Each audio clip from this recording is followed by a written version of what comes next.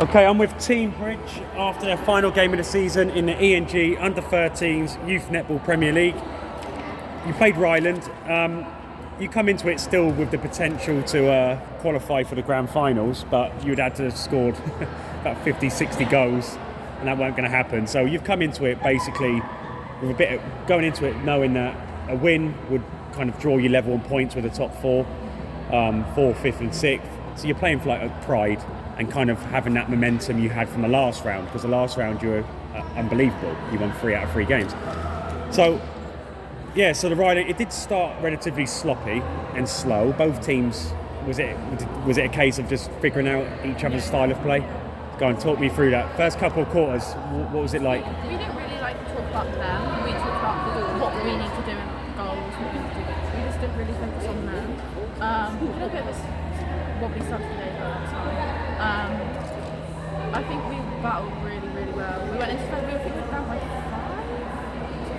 5. Yeah, hold on. We were down by like 5 or 6. It was, so you're down by...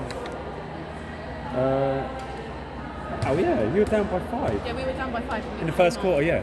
We came off like really positive, like saying we were going to go like 2, and then it was like 2 goal difference in it.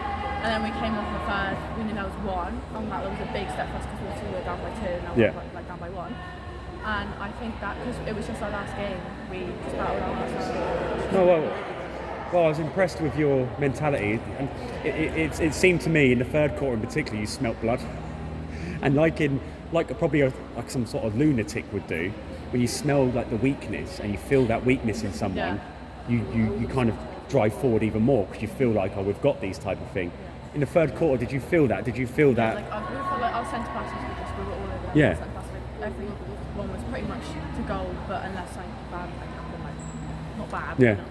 But no, we were all over centre passes. It was great. Yeah. We came off so positive.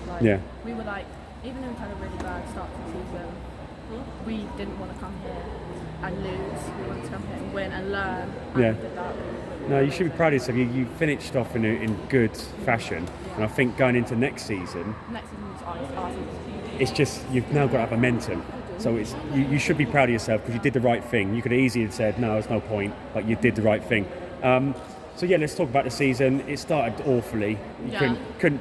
There's no other way of putting it. But you have come back, and I think you've done 4 or 5 wins on the bounce. No.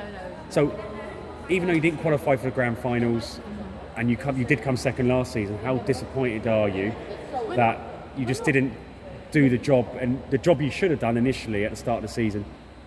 We're not actually that disappointed because we come here knowing we want to win, and we did that, we've shown that. And I think that we just accepted the fact that we had a bad season, so we learned from it, and we just kept doing like the amount of like effort we put into training at the moment is just so like good, and like I think next season we're coming back soon.